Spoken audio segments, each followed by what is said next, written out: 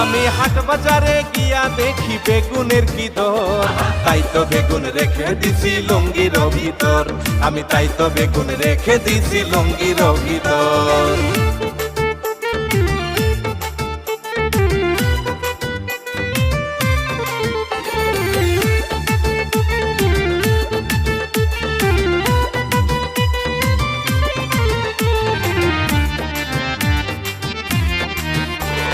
ফ্রিজেতে মাছ আছে কি দিয়া খাইব, বেগুন তোমার দিলে আমায় রান্না করিব, আমি রান্না করিব।